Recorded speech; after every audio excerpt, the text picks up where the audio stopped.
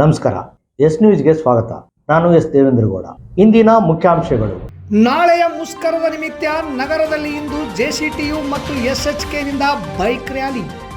ವಿಕಲಚೇತನರಿಗೆ ಉದ್ಯೋಗ ಖಾತ್ರಿ ಕೆಲಸ ನೀಡದ ವಿರುಪಾಪುರ ಪಿಡಿಒ ವಿಕಲಚೇತನರಿಂದ ಮನವಿ ಸಲ್ಲಿಕೆ. ಸಚಿವ ಆರ್.ಬಿ. ತಿಮ್ಮಾಪುರ್ ವಿರುದ್ಧ 6,000 ಕೋಟಿ ಹಗರಣ ಆರೋಪ ಸತ್ಯಕ್ಕೆ ದೂರವಾದದ್ದು. ಕಾಂಗ್ರೆಸ್ ಯುವ ನಾಯಕ ವೀರೇಶ್ ಎನ್ ಉಪ್ಪಲದೊಡ್ಡಿ. ಗಾಂಧಿನಗರದಲ್ಲಿ ಫೆಬ್ರವರಿ 14ರಿಂದ ರುದ್ರಯಾಗ ಸಹಿತ ಮಹಾಕುಂಭಾಭಿಷೇಕ. ವಿದ್ಯಾರ್ಥಿಗಳಿಗೆ ಶಿಕ್ಷಣದ ಜೊತೆಗೆ ಸಂಸ್ಕಾರ ಮುಖ್ಯ. ಪ್ರಾಧ್ಯಾಪಕ ಪವನ್ ಕುಮಾರ್.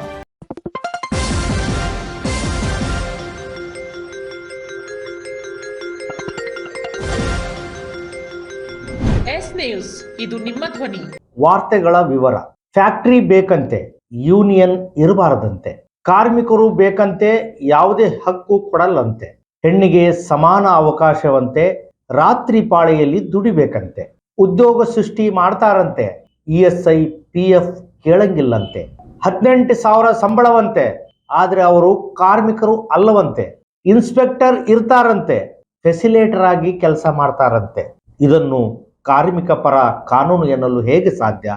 ಇದನ್ನು ಕಾರ್ಮಿಕರು ಬೆಂಬಲಿಸಬೇಕಾ ಎನ್ನುವುದು JCTU ಹಾಗೂ SHKಯ ಮುಖ್ಯ ಪ್ರಶ್ನೆ. ಈ ದೇಶದಲ್ಲಿ ಮೋದಿ ಸರ್ಕಾರ ಯಾವ ಕಾನೂನು ತಂದರೂ ಅದು ಜನಪರವಾಗಿರುತ್ತೆ. ಅಮೆರಿಕದ ಜೊತೆಗೆ ಟ್ರೇಡ್ ಡೀಲ್ ಕೂಡ ನಮಗೆ ಅನುಕೂಲವಂತೆ.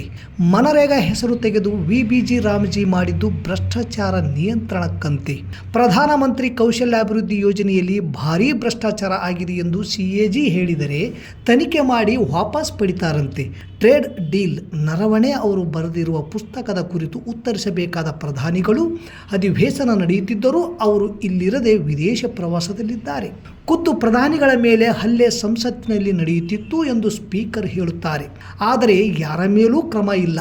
ಮುಖ್ಯಮಂತ್ರಿ ಬಂದೂಕು ಹಿಡಿದು ಮುಸ್ಲಿಮರಿಗೆ ಗುರಿ ಹಿಡುವ ವಿಡಿಯೋ BJP ಪೋಸ್ಟ್ ಮಾಡಿ ನಂತರ ಡಿಲೀಟ್ ಮಾಡುತ್ತದೆ. ಅವರ ಮೇಲೆಯೂ ಕ್ರಮ ಇಲ್ಲ. ಪುಸ್ತಕ ಬಿಡುಗಡೆ ಆಗದೆ ಅದರ ಬಗ್ಗೆ ಹೇಳುವವರ ಮೇಲೆ ಕೇಸು ದಾಖಲಾಗುತ್ತೆ. ಪ್ರಶ್ನೆ ಕೇಳಬೇಕಾದ ಮಾಧ್ಯಮ ಅವರ ಕಂಟ್ರೋಲ್ನಲ್ಲಿದೆ. ವಿರೋಧಿಸುವವರು ದೇಶದ್ರೋಹಿಗಳಂತೆ. ಇದು ನಮ್ಮ ದೇಶದ ಪ್ರಭುತ್ವದ ನಡೆ. ಈ ಎಲ್ಲ ಪ್ರಶ್ನೆಗಳಿಗೆ ಪ್ರಭುತ್ವ ಉತ್ತರ ನೀಡಬೇಕು. ಕಾರ್ಮಿಕ ವಿರೋಧಿ 4 ಕಾರ್ಮಿಕ ಸಂಹಿತೆಗಳನ್ನು ಮರಳಿ ಪಡೆಯಬೇಕು. ರೈತ ಸಂಘಟನೆಗಳಿಗೆ ನೀಡಿದ ಮಾತಿನಂತೆ MSP ಕಾನೂನುಬದ್ಧಗೊಳಿಸಬೇಕು. VB ಗ್ರಾಮಜಿ ವಿದ್ಯುತ್ ಶಕ್ತಿ ಮಸೂದೆ ಹಿಂಪಡೆಯಬೇಕು ಎಂದು ನಾಳೆ ರಾಷ್ಟ್ರವ್ಯಾಪಿ ನಡೆಯುವ ಸಾರ್ವತ್ರಿಕ ಮುಷ್ಕರ ನಡೆಯಲಿದ್ದು, ಸಿಂಧನೂರು ನಗರದಲ್ಲಿ ಈ ಎಲ್ಲ ಜನವಿರೋಧಿ ಕಾನೂನುಗಳನ್ನು ಸಾರ್ವಜನಿಕರಿಗೆ ಮನವರಿಕೆ ಮಾಡಿಕೊಡುವ ದೃಷ್ಟಿಯಿಂದ ಇಂದು ಸಂಘಟನೆ ಮುಖಂಡರು ಬೈಕ್ ರ್ಯಾಲಿ ಹಮ್ಮಿಕೊಂಡಿದ್ದರು. ನಗರದ ಪ್ರವಾಸಿ ಮಂದಿರದಿಂದ ಪ್ರಾರಂಭವಾದ ರ್ಯಾಲಿ ಕುಷ್ಟಗಿ ರಸ್ತೆ, ಗಂಗಾವತಿ ರಸ್ತೆ, APMC ಗಂಜ್, ಹಳೆ ಬಜಾರ್, PWD ಕ್ಯಾಂಪ್ಗಳಲ್ಲಿ ಬೈಕ್ ರ್ಯಾಲಿ ಮಾಡುವ ಮೂಲಕ ನಾಳೆಯ ಮುಷ್ಕರದ ಬಗ್ಗೆ ಘೋಷಣೆ ಕೂಗಿ ಪ್ರಚಾರ ಕೈಗೊಂಡರು. ಬೈಕ್ ರ್ಯಾಲಿಯಲ್ಲಿ ಬಸವಂತರಾಯಗೌಡ ಕಲ್ಲೂರ್, ಬಾಸುಮಿಯಾ, ಯಂಕಪ್ಪ ಕೆಂಗಲ್, ವಿರೂಪಾಕ್ಷಗೌಡ, ಗರೀಬ್ ಕೊಡ್ಲಿ, ಶಂಕರಪ್ಪ, ಹನುಮೇಶ್, M ಗೋಪಾಲಕೃಷ್ಣ, ಅಪ್ಪಣ್ಣ ಕಾಂಬ್ಳೆ ಸೇರಿದಂತೆ ಅನೇಕರು ಇದ್ದರು.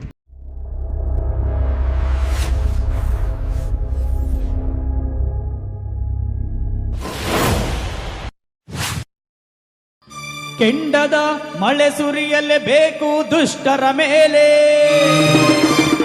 ಸರ್ವರಿಗೂ ಸಮಪಾಲು ಬೇಕು ಭೂಮಿಯ ಮೇಲೆ. ಸತ್ಯದ ಜ್ವಾಲೆ ಸಿಡಿಯಲೇಬೇಕು ಸುಳ್ಳಿನ ಮೇಲೆ, ಸರ್ವರಿಗೂ ಸಮಪಾಲು ಬೇಕು ಬದುಕಿರುವಾಗಲೇ, ನಾವು ಬದುಕಿರುವಾಗಲೇ. ಕೆಂಡದ ಮಳೆ ಸುರಿಯಲೇಬೇಕು ದುಷ್ಟರ ಮೇಲೆ, ಸರ್ವರಿಗೂ ಸಮಪಾಲು ಬೇಕು ಭೂಮಿಯ ಮೇಲೆ. ಕೆಂಡದ ಮಳೆ ಸುರಿಯಲೇಬೇಕು ದುಷ್ಟರ ಮೇಲೆ, ಸರ್ವರಿಗೂ ಸಮಪಾಲು ಬೇಕು ಭೂಮಿಯ ಮೇಲೆ. ಸತ್ಯದ ಜ್ವಾಲೆ ಸಿಡಿಯಲೇಬೇಕು ಸುಳ್ಳಿನ ಮೇಲೆ, ಸರ್ವರಿಗೂ ಸಮಪಾಲು ಬೇಕು ಬದುಕಿರುವಾಗಲೇ, ನಾವು ಬದುಕಿರುವಾಗಲೇ. ಕೆಂಡದ ಮಳೆ ಸುರಿಯಲೇಬೇಕು ದುಷ್ಟರ ಮೇಲೆ, ಸರ್ವರಿಗೂ ಸಮಪಾಲು ಬೇಕು. ಉದ್ಯೋಗ ಖಾತ್ರಿ ಯೋಜನೆಯಡಿಯಲ್ಲಿ ಅಂಗವಿಕಲರಿಗೆ 125 ದಿನ ಕೆಲಸ ನೀಡದೆ ಅನ್ಯಾಯ ಮಾಡುತ್ತಿದ್ದಾರೆ. ಸಾರ್ವಜನಿಕರಿಗೆ NMR ತೆಗೆಯುತ್ತಿದ್ದು, ಅದೇ ರೀತಿ ಅಂಗವಿಕಲರೂ ಕೂಡ NMR ಸೀಟ್ ತೆಗೆಯಲು ಕೇಳಿದರೆ ಇರ್ಪಾಪುರ್ ಗ್ರಾಮ ಪಂಚಾಯಿತಿ ಅಭಿವೃದ್ಧಿ ಅಧಿಕಾರಿ ನಿರಾಕರಿಸುತ್ತಿದ್ದಾರೆ ಎಂದು ತಾಲೂಕು ಪಂಚಾಯಿತಿಗೆ ತೆರಳಿ ಮನವಿ ಪತ್ರ ಸಲ್ಲಿಸಿದರು. ತಾಲೂಕು ಪಂಚಾಯಿತಿ ಕಾರ್ಯಾಲಯದ ಮುಂದೆ ಅನೇಕ ವಿಕಲಚೇತನರು ಪ್ರತಿಭಟಿಸಿದರು. ನಂತರ ಸಹಾಯಕ ನಿರ್ದೇಶಕ ಅಮರಗುಂಡಪ್ಪ ಮಾತನಾಡಿ, ವಿಶೇಷ ಸೌಲಭ್ಯದಡಿಯಲ್ಲಿ ಇದ್ದಲ್ಲೇ ನಿಮ್ಮ ಗ್ರಾಮದಲ್ಲಿ ಕೆಲಸ ಕೊಡಲು ಪಿಡಿಒ ಅವರಿಗೆ ಸೂಚನೆ ಕೊಡಲಾಗುವುದು ಎಂದು ತಿಳಿಸಿದರು. ಪಂಚಾಯಿತಿ ಸಿಬ್ಬಂದಿಗಳು ನಮ್ಮನ್ನು ಅಸ್ವಸ್ಥರಂತೆ ಕಾಣುತ್ತಿದ್ದಾರೆ. ನರೇಗಾ ಕೆಲಸದಲ್ಲಿ ಕಲ್ಲು ಮುಳ್ಳುಗಳ ಕಂಟಿಯಲ್ಲಿ ಹೋಗಲು ವಿಕಲಚೇತನರಿಗೆ ತೀರಾ ಕಷ್ಟವಾಗುತ್ತಿದೆ. ನಮಗೆ ಪ್ರತ್ಯೇಕವಾಗಿ ನಮ್ಮ ಗ್ರಾಮದಲ್ಲಿ NMR ತೆಗೆಯಲು ನಿರಾಕರಿಸುತ್ತಿದ್ದಾರೆ. ಹೀಗಾಗಿ ನಾವು ಬಹಳಷ್ಟು ಶೋಷಣೆಗೆ ಒಳಗಾಗಿದ್ದು ಜೀವನ ನಡೆಸಲು ಕಷ್ಟಕರವಾಗಿರುತ್ತದೆ. ವಿಕಲಚೇತನರಿಗೆ ಪ್ರತ್ಯೇಕವಾಗಿ ನಮ್ಮ ಗ್ರಾಮದಲ್ಲಿ ನಮಗೆ 125 ದಿನಗಳ ಕೂಲಿ ಕೆಲಸವನ್ನು ನೀಡಬೇಕು ಮತ್ತು ಅಂಗವಿಕಲರಿಗೆ 5% ಯೋಜನೆಯ ಅಡಿಯಲ್ಲಿ ಬರುವ ಅನುದಾನ ಕೆಲವು ವರ್ಷಗಳಿಂದ ಬಳಕೆಯಾಗಿರುವುದಿಲ್ಲ ಮತ್ತು ನೀಡಿರುವುದಿಲ್ಲ ಹಾಗೂ ಕರ ವಸೂಲಿ ವಸತಿ ಹಂಚಿಕೆಯಲ್ಲಿ ಅನ್ಯಾಯವಾಗಿದ್ದು ಗ್ರಾಮ ಪಂಚಾಯಿತಿಯಲ್ಲಿ 5% ಅನುದಾನದ ಮಾಹಿತಿ ನೀಡುತ್ತಿಲ್ಲ. ಈ ಹಿಂದೆ ದಿನಾಂಕ 29/12/2025 ಹಾಗೂ 4/2/2026 ಈ ವಿಷಯದ ಕುರಿತು ವಿರುಪಾಪುರ ಗ್ರಾಮ ಪಂಚಾಯಿತಿಗೆ ಮನವಿ ಸಲ್ಲಿಸಿದರೂ ಕೂಡ ಯಾವುದೇ ಪ್ರಯೋಜನವಾಗಿಲ್ಲ. ವಿಕಲಚೇತನರ ಅನುದಾನದ ಹಿಂಬರಹ ನೀಡಿರುವುದಿಲ್ಲ. ಅಧಿಕಾರಿಗಳು ಗಮನಹರಿಸಿ ಸಿಗಬೇಕಾದ ಸೌಲಭ್ಯವನ್ನು ಕೂಡಲೇ ದೊರಕಿಸಿಕೊಡುವಂತೆ ವಿನಾಯಕ ಮಲ್ಲದಗುಡ್ಡ ಮನವಿ ಮಾಡಿದರು. ಈ ವೇಳೆ ಬಸವರಾಜ್ ದೊಡ್ಡಮನಿ, ಪ್ರಕಾಶ್ ಶ್ರೇಷ್ಠಿ, ಶೇಖರಗೌಡ ಹರಳಹಳ್ಳಿ, ಯಮನೂರ ಹರಳಹಳ್ಳಿ, ಈಶ್ವರಯ್ಯ ಸ್ವಾಮಿ, ಮಲ್ಲೇಶ್ ಗೌಡ, ಅಂಬಣ್ಣ ಗೋದಿಗಡ್ಡಿ, ಹನುಮೇಶ್ ನವಲಿ ಸೇರಿದಂತೆ ಅನೇಕರಿದ್ದರು. ನಾನು ಪ್ರಕಾಶ್ ಶ್ರೇಷ್ಠಿ ಮಲ್ಲದಗುಡ್ಡ ಅಂತೇಳಿ, ವಿನಾಯಕ ಸಂಘ ಮಲ್ಲದಗುಡ್ಡ ಅಂತೇಳಿ ನಾವೆಲ್ಲ ಅಂಗವಿಕಲರು ಸೇರಿಬಿಟ್ಟು ಒಂದು ಸಂಘ ಕಟ್ಕೊಂಡಿದ್ದೀವಿ. ನಮಗೆ ಸುಮಾರು 125 ನರೇಗಾ ಯೋಜನೆಯಲ್ಲಿ 125 ದಿನಗಳ ಕೂಲಿ ಕೆಲಸ ಅಂತೇಳಿ ಕೊಡಬೇಕು. ಬಟ್ 2 ತಿಂಗಳಿಂದ ನಾವು ಗ್ರಾಮ ಪಂಚಾಯತಿಗೆ ಅಲ್ಲಾಡಿದ್ರು ಕೂಡ ನಮ್ಗೆ ಯಾರೂ ಸ್ಪಂದನೆ ಮಾಡ್ತಾ ಇಲ್ಲ. ಸೊ ನಮಗೆ ಜೀವನದಲ್ಲಿ ಅವಕಾಶ ಸಿಗಲಿಕ್ಕೆ ನಮಗೆ ಆದಷ್ಟು ಬೇಗನೆ ನಮಗೆ ಸಂಬಂಧಪಟ್ಟ ಅಧಿಕಾರಿಗಳು ಗಮನ ಹರಿಸಿ ನಮಗೆ ನರೇಗಾ ಯೋಜನೆಯಲ್ಲಿ ಕೂಲಿಕಾರ ಕೆಲಸವನ್ನು ಹಾಕಿಕೊಟ್ಟು ಬದುಕಲು ಅನುವು ಮಾಡಿಕೊಡ್ಬೇಕೆಂದು ತಮ್ಮಲ್ಲಿ ಕೇಳ್ಕೊತಾ ಇದ್ದೀವಿ. ಈಗ ಕಳೆದ 2 ತಿಂಗಳಿಂದ ನಾವು ಅಲ್ದಾಡಿಸ್ತಾ ಇದ್ದಾರೆ ಹೊರತಾಗಿ ಯಾವುರಿಗೂ NMR ಆಗ್ತಾ ಇಲ್ಲ.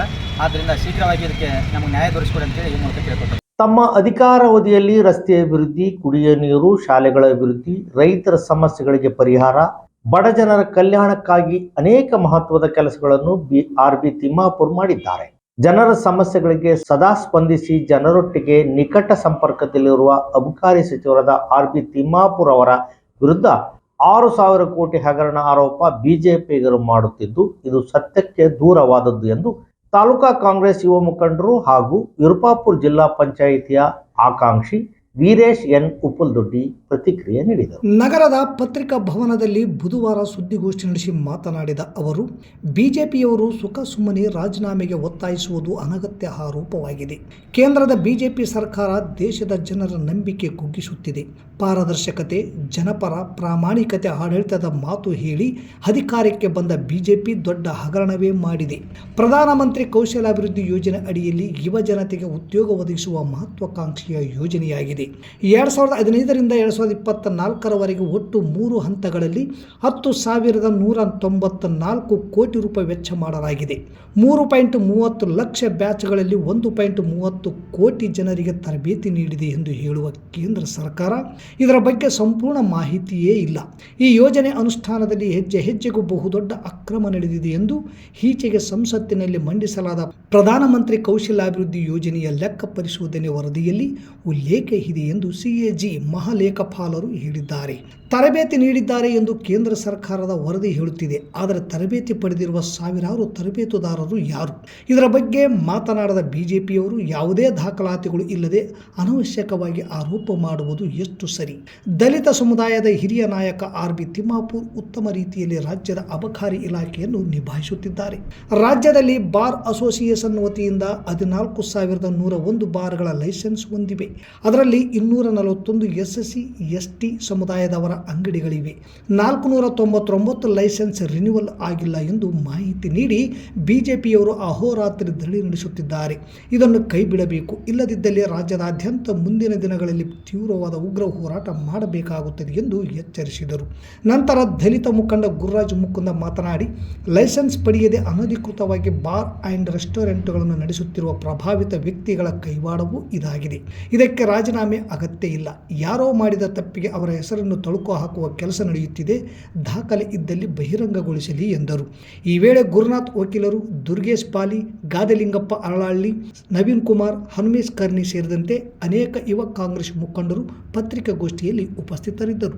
ಸುಮಾರು 1.30 ಕೋಟಿ ಜನರಿಗೆ ತರಬೇತಿ ನೀಡಿದ್ದೀವಿ ಅಂತ ಹೇಳ್ತಾ ಇದ್ದಾರೆ. ಇಲ್ಲಿವರೆಗೆ ತರಬೇತಿ ನೀಡಿರ್ತಕ್ಕಂಥ ಫಲಾನುಭವಿ ಯಾರಂತನೂ ಪಬ್ಲಿಕ್ಗೆ ತೋರ್ಪಡಿಸ್ತಾ ಇಲ್ಲ. ಇಲ್ಲಿವರೆಗೆ 2.30 ಲಕ್ಷ ಬ್ಯಾಚ್ಗಳಲ್ಲಿ ತರಬೇತಿ ನೀಡಿದವರು ಯಾರು ಎಂಬ ಮಾಹಿತಿಯೇ ಇಲ್ಲ. ಯೋಜನೆ ಅನುಷ್ಠಾನದಲ್ಲಿ ಹೆಜ್ಜೆ ಹೆಜ್ಜೆಗೂ ಅಕ್ರಮ ನಡೆದಿದೆ ಎಂದು ಮಹಾಲೇಖಪಾಲರು, ಇದನ್ನ ಯಾರು ನಾವು ನೀವು ಸಾರ್ವಜನಿಕ ಮಾತಾಡ್ತಕ್ಕಂಥದ್ದಲ್ಲ, CJI ಮಹಾ ಲೇಖಪಾಲಕರು ಸಹ ವರದಿ ಮಾಡಿದ್ದಾರೆ. ಇದು ನಾವ್ಯಾರು ಕಾಮನ್ ಸರಳ ವ್ಯಕ್ತಿತ್ವ ಅಥವಾ ಸಾಮಾನ್ಯ ವ್ಯಕ್ತಿಗಳು ಮಾಡಿರ್ತಕ್ಕಂಥ ಆರೋಪ ಅಲ್ಲ, ಇದು CJI ಅವರು ಮಾಡಿರ್ತಕ್ಕಂಥ ಆರೋಪವಾಗಿದೆ. ಇಂಥದ್ದು ಯಾವುದು ಕಣ್ಣಿಗೆ ಕಾಣಂಗಿಲ್ವಾ ಈ ನಮ್ಮ BJP ಅವರಿಗೆ ಅಥವಾ ವಿರೋಧ ಪಕ್ಷದವರಿಗೆ? ನಮ್ಮ ಪ್ರಶ್ನೆ, ಯುವಜನರಲ್ಲಿ ಉದ್ಯೋಗ ರಚಿಸುವ ಉದ್ದೇಶ ಇಟ್ಟುಕೊಂಡು ಆಡಳಿತ ನಡೆಸತಕ್ಕಂಥ ಬಂದವರು, ವರ್ಷಕ್ಕೆ 2 ಕೋಟಿ ಉದ್ಯೋಗ ಸೃಷ್ಟಿ ಮಾಡ್ತಂತ ಹೇಳಿದವರು ಇಲ್ಲಿವರೆಗೆ ಎಷ್ಟು ಉದ್ಯೋಗ ಸೃಷ್ಟಿ ಮಾಡಿದ್ದಾರೆ ನಾವು ಒಂದು ಪಬ್ಲಿಕ್ ಪ್ರೆಸ್ ಮೀಟ್ ಮಾಡಿಲ್ಲ. 2015ರಿಂದ 2024ರವರೆಗೆ ಒಟ್ಟು 3 ಹಂತಗಳಲ್ಲಿ 10,194 ಕೋಟಿ ವೆಚ್ಚ ಮಾಡಲಿದೆ ಅಂತ ಕೇಳಿ 3.30 ಲಕ್ಷ ಬ್ಯಾಚ್ಗಳಿಗೆ ತರಬೇತಿ ನೀಡಿದ್ದಾರೆ ಎಂದು ಕೇಂದ್ರ ಸರ್ಕಾರ ವರದಿ ಮಾಡಿದೆ. ಅದು ಇಲ್ಲಿವರೆಗೆ ಯಾರಿಗೆ ತರಬೇತಿ ನೀಡಿದ್ದಾರೆ, ಫಲಾನುಭವಿಗಳ ಸಂಖ್ಯೆ ಎಷ್ಟು, ಫಲಾನುಭವಿಗಳ ಯಾರು ಮತ್ತು ಆ ಫಲಾನುಭವಿಗಳಿಗೆ ತರಬೇತಿ ನೀಡಿರ್ತಕ್ಕಂಥ ಕಂಪನಿ ಯಾವುದಂತ ಹೇಳಿ ಇಲ್ಲಿವರೆಗೆ ಕೂಡ ಯಾವುದೇ ಪಬ್ಲಿಕ್ಕಿಗೆ ನಾವು ಗೊತ್ತುಪಡಿಸಿಲ್ಲ. ಇದು ನಮಗೆ ವಿಷಾದ ಸಂಗತಿ. ಇಂತಹ ತರಬೇತಿಯನ್ನು ನೀಡಿದ್ವಿ ಅಂತ ಹೇಳಿ ಸುಮಾರು ನಮ್ಮ ಜನರ ತೆರಿಗೆ ದುಡ್ಡು ಕಟ್ಟಿರ್ತಕ್ಕಂಥ ದುಡ್ಡನ್ನ ಕೊಳ್ಳೆ ಹೊಡತಕ್ಕಂಥ ಈ ಕೇಂದ್ರ ಸರ್ಕಾರದ ವಿರುದ್ಧ ಮಾತನಾಡಕ್ಕೆ ಈ ವಿರೋಧ ಪಕ್ಷದವರಿಗೆ ದಮ್ಮು ತಾಕತ್ತು ಏನೂ ಇಲ್ಲ. ಅದೇ ನಮ್ಮ ಒಬ್ಬ ದಲಿತ ಸಮುದಾಯದ ಹಿರಿಯ ನಾಯಕರು ಪ್ರಭಾವಿ ಸಚಿವರಾಗಿದ್ದಾರೆ ಅಂದ್ರೆ ಅವ್ರನ್ನ ಏನಾದರೂ ಮಾಡಿ ಹುನ್ನಾರ ಎಬ್ಬಿಸಿ ಅವರ ಹೆಸರಿಗೆ ಧಕ್ಕೆ ಬರ್ತಕ್ಕಂಥ ಒಂದು ಕೆಲಸವನ್ನ ಇವರು ಮಾಡ್ತಾ ಇದ್ದಾರೆ. ಮಹಾಶಿವರಾತ್ರಿ ನಿಮಿತ್ತ ತಾಲೂಕಿನ ಗಾಂಧಿನಗರದಲ್ಲಿ ಫೆಬ್ರವರಿ 14ರಿಂದ 16ರವರೆಗೆ ರುದ್ರಾಗ ಸಹಿತ ಮಹಾ ಕುಂಭಾಭಿಷೇಕ ಮಹೋತ್ಸವ ನಡೆಯಲಿದೆ.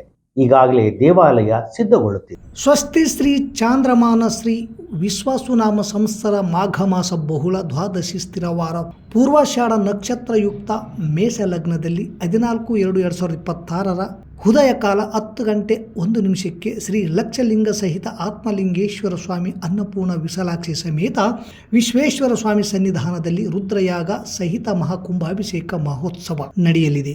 ದಿನಾಂಕ 15/2/2026 ಬೆಳಗ್ಗೆ 9ರಿಂದ ಮಧ್ಯಾಹ್ನ 3 ಗಂಟೆಯವರೆಗೆ 12 ಪವಿತ್ರ ನದಿ ಜಲದಿಂದ 12 ವಿಶೇಷ ದ್ರವ್ಯಗಳಿಂದ ಸ್ವಾಮಿಯವರಿಗೆ ಮಹಾಕುಂಭಾಭಿಷೇಕ ನೆರವೇರುವುದು. ಶಿವರಾತ್ರಿ ಪರ್ವ ದಿನದಂದು ರಾತ್ರಿ ಸಹಸ್ರ ಜ್ಯೋತಿರ್ಲಿಂಗಾರ್ಚನ ನಡೆಯಲಿದೆ. ದಿನಾಂಕ 16/2/2026 ಬೆಳಗ್ಗೆ 7:30ರಿಂದ ರಾತ್ರಿ 7 ಗಂಟೆಯವರೆಗೆ ಗಾಂಧಿನಗರದ ದೇವಾಲಯದಲ್ಲಿ ವೇದ ಪಠಣ, ನಿತ್ಯ ಪೂಜೆ, ಕೋಲಾಟ, ಶಿವಪಾರ್ವತಿ ಶಾಂತಿ ಕಲ್ಯಾಣ, ಮಂಗಳವಾದ್ಯಗಳಿಂದ ಸ್ವಾಮಿಯ ಮೆರವಣಿಗೆ ನಡೆಯಲಿದೆ. ತಾಲೂಕಿನ ಭಕ್ತರೆಲ್ಲರೂ ಆಗಮಿಸಿ ಈ ಭಗವತ್ ಸೇವೆಯಲ್ಲಿ ಭಾಗವಹಿಸಿ ಸ್ವಾಮಿಗಳ ಕೃಪೆಗೆ ಪಾತ್ರರಾಗಬೇಕೆಂದು ಶ್ರೀ ವಿಶ್ವೇಶ್ವರ ಸೇವಾ ಸಮಿತಿ ಹಾಗೂ ಸಕಲ ಸದ್ಭಕ್ತರು ಮನವಿ ಮಾಡಿದ್ದಾರೆ. ವಿದ್ಯಾರ್ಥಿನಿಯರು ಜೀವನದಲ್ಲಿ ಕಷ್ಟಪಟ್ಟು ಓದೋದ್ರ ಜೊತೆಗೆ ಸಂಸ್ಕಾರ ಮುಖ್ಯ ಎಂದು ಗಂಗಾವತಿ ಡಿಗ್ರಿ ಕಾಲೇಜಿನ ಪ್ರಾಧ್ಯಾಪಕರಾದ ಪವನ್ ಕುಮಾರ್ ಅವರು SSLC ವಿದ್ಯಾರ್ಥಿಗಳಿಗೆ ಬೀಳ್ಕೊಡ ಸಮಾರಂಭವನ್ನು ಉದ್ಘಾಟಿಸಿ ಮಾತನಾಡಿದರು. ಜಾಲಿಯಾಳ್ ಗ್ರಾಮದ BR ಅಂಬೇಡ್ಕರ್ ವಸತಿ ನಿಲಯದಲ್ಲಿ ಮಂಗಳವಾರ SSLC ವಿದ್ಯಾರ್ಥಿಗಳಿಗೆ ಬೀಳ್ಕೊಡುವ ಸಮಾರಂಭದ ಮತ್ತು ವಿದ್ಯಾರ್ಥಿಗಳ ಪಾಲಕರಿಗೆ ಪಾದಪೂಜೆ ಕಾರ್ಯಕ್ರಮ ಉದ್ಘಾಟಿಸಿ ಮಾತನಾಡಿದ ಅವರು, ವಿದ್ಯಾರ್ಥಿನಿಯರು ತಂದೆ ತಾಯಿಯರ ಪಾದಪೂಜೆ ಮಾಡುವ ಮೂಲಕ ಅವರ ಮಾತನ್ನು ತಪ್ಪದೆ ಪಾಲಿಸಿ ವಿದ್ಯಾವಂತರಾಗಿ ಬೆಳೆದು ಅವರಿಗೆ ಗೌರವ ತರುವಂಥ ಕೆಲಸ ಮಾಡಬೇಕೆಂದು ಹೇಳಿದರು. ಈ ಸಂದರ್ಭದಲ್ಲಿ BR ಅಂಬೇಡ್ಕರ್ ವಸತಿ ನಿಲಯದ ಪ್ರಾಂಶುಪಾಲರಾದ ಬಸವರಾಜ್, ಗ್ರಾಮದ ಹಿರಿಯ ಮುಖಂಡರಾದ Lingappa Gudur, Yankappa Kattimani, H ಪಂಪಾರೆಡ್ಡಿ, Kalingappa, Gurupadappa, Malappa, HM Suresh, S Nagaraj, Arun Kumar, ಚೆಲುವಯ್ಯ, anganwadi ಶಿಕ್ಷಕಿ ಲಕ್ಷ್ಮಿ, ಹಾಸ್ಟೆಲ್ ವಾರ್ಡನ್ ಸವಿತಾ, ಪುಷ್ಪಾಂಜಲ, ಅರುಣ್ ಕುಮಾರ್ ಸೇರಿದಂತೆ ಅನೇಕರು ಇದ್ದರು. ಪ್ರಪ್ರಥಮ ಬಾರಿಗೆ 51 ಜೋಡಿ ಸಾಮೂಹಿಕ ವಿವಾಹ ಕಾರ್ಯಕ್ರಮ ಕರ್ನಾಟಕ ರಾಜ್ಯ ಛಲವಾದಿ ಮಹಾಸಭಾ ಸಿಂಧನೂರು ತಾಲೂಕು ಘಟಕದಿಂದ ಹಮ್ಮಿಕೊಳ್ಳಲಾಗಿದೆ. ತಥಾಗತ ಗೌತಮ್ ಬುದ್ಧರ 2570ನೇ ವರ್ಷದ ಜಯಂತಿ, ವಿಶ್ವಗುರು ಬಸವಣ್ಣನವರ 892ನೇ ಜಯಂತಿ, ವಿಶ್ವ ಮಾನವ ಮಹಾನ್ ಮಾನವತಾವಾದಿ ಭಾರತ ರತ್ನ ಸಂವಿಧಾನ ಶಿಲ್ಪಿ ಡಾಕ್ಟರ್ ಬಾಬಾ ಸಾಹೇಬ್ ಅಂಬೇಡ್ಕರ್ ಅವರ 135ನೇ ವರ್ಷದ ಜಯಂತಿಯ ಅಂಗವಾಗಿ ಏಪ್ರಿಲ್ 20ರಂದು ಸಿಂಧನೂರು ನಗರದ ಯಲ್ಲಮ್ಮದೇವಿ ದೇವಸ್ಥಾನದ ಹತ್ತಿರ ಇರುವ ಯಮನೂರಪ್ಪ ದರ್ಗಾದ ಆವರಣದಲ್ಲಿ ಪ್ರಪ್ರಥಮ ಬಾರಿಗೆ 51 ಜೋಡಿ ಸಾಮೂಹಿಕ ವಿವಾಹ ಕಾರ್ಯಕ್ರಮ ಕರ್ನಾಟಕ ರಾಜ್ಯ ಛಲವಾದಿ ನ್ಯಾಯವಾದಿ ಮಹಾಸಭಾದಿಂದ ಹಮ್ಮಿಕೊಳ್ಳಲಾಗಿದೆ. ವರನಿಗೆ 21 ವರ್ಷ, ವಧುವಿಗೆ 19 ವರ್ಷ ಕಡ್ಡಾಯ. ಬಾಲ್ಯ ವಿವಾಹ ಹಾಗೂ ಮರುಮದುವೆಗೆ ಅವಕಾಶವಿಲ್ಲ. ನೋಂದಣಿಗೆ ವಧುವರರ ಹಾಗೂ ತಂದೆ ತಾಯಿಗಳ ಆಧಾರ್ ಕಾರ್ಡ್ ಪ್ರತಿ, SC/ST ಪ್ರಮಾಣ ಪತ್ರ, ಶಾಲಾ ದೃಢೀಕರಣ ಪತ್ರ, ಇತ್ತೀಚಿನ 2 ಭಾವಚಿತ್ರಗಳು, ವೈದ್ಯರಿಂದ ಪಡೆದ ವಯಸ್ಸಿನ ಪ್ರಮಾಣ ಪತ್ರ ಸಲ್ಲಿಸಬೇಕು. ಪರಿಶಿಷ್ಟ ಜಾತಿ ಮತ್ತು ಪರಿಶಿಷ್ಟ ಪಂಗಡ ಜನಾಂಗದ ನವ ವಿವಾಹಿತರಿಗೆ ಸಮಾಜ ಕಲ್ಯಾಣ ಇಲಾಖೆಯಿಂದ ಬರುವ 50,000 ಪ್ರೋತ್ಸಾಹ ಧನವನ್ನು ನಮ್ಮ ತಾಲೂಕು ಸಮಿತಿ ವತಿಯಿಂದ ಒದಗಿಸಿಕೊಡಲಾಗುವುದು. ಎಲ್ಲ ದಾಖಲೆಗಳೊಂದಿಗೆ ಮಾರ್ಚ್ 30ರೊಳಗಾಗಿ ನೋಂದಾಯಿಸಿಕೊಳ್ಳಬೇಕು. ಹೆಚ್ಚಿನ ಮಾಹಿತಿಗಾಗಿ ವೀರೇಶ್ ಅಂಚಿನಾಳ್ಕೆ 8150978739, ಅಂಬಣ್ಣ ಮಲ್ಲಾಪುರ್ 7892044673, ಮಾರ್ಯಪ್ಪ ರಾಮತ್ನಾಳ್ 9972608686, ಕುಬೇರಪ್ಪ ಕೆ ಹೊಸಳ್ಳಿ 9740372141, ಶರಣಪ್ಪ ಸೋಮನಾಳ್ 8105790717 ಇವರನ್ನು ಸಂಪರ್ಕಿಸಬಹುದು. ಮತ್ತೊಮ್ಮೆ ಮುಖ್ಯಾಂಶಗಳು. ನಾಳೆಯ ಮುಷ್ಕರದ ನಿಮಿತ್ತ ನಗರದಲ್ಲಿ ಇಂದು JCTU ಮತ್ತು SHKನಿಂದ ಬೈಕ್ ರ್ಯಾಲಿ. ವಿಕಲಚೇತನರಿಗೆ ಉದ್ಯೋಗ ಖಾತ್ರಿ ಕೆಲಸ ನೀಡದ ವಿರುಪಾಪುರ PDO ವಿಕಲಚೇತನರಿಂದ ಮನವಿ ಸಲ್ಲಿಕೆ. ಸಚಿವ RB ತಿಮ್ಮಾಪುರ್ ವಿರುದ್ಧ 6,000 ಕೋಟಿ ಹಗರಣ ಆರೋಪ ಸತ್ಯಕ್ಕೆ ದೂರವಾದದ್ದು. ಕಾಂಗ್ರೆಸ್ ಯುವ ನಾಯಕ ವೀರೇಶ್ ಎನ್ ಉಪ್ಪಲದೊಡ್ಡಿ. ಗಾಂಧಿನಗರದಲ್ಲಿ ಫೆಬ್ರವರಿ 14ರಿಂದ ರುದ್ರಯಾಗ ಸಹಿತ ಮಹಾಕುಂಭಾಭಿಷೇಕ. ವಿದ್ಯಾರ್ಥಿಗಳಿಗೆ ಶಿಕ್ಷಣದ ಜೊತೆಗೆ ಸಂಸ್ಕಾರ ಮುಖ್ಯ. ಪ್ರಾಧ್ಯಾಪಕ ಪವನ್ ಕುಮಾರ್. ಇಲ್ಲಿಗೆ ವಾರ್ತಾ ಪ್ರಸಾರ ಮುಕ್ತಾಯವಾಯಿತು. ನಿರಂತರ ಸುದ್ದಿಗಾಗಿ ವೀಕ್ಷಿಸಿ ಎಸ್ ನ್ಯೂಸ್. ಇದು ನಿಮ್ಮ ಧ್ವನಿ. ನಮಸ್ಕಾರ.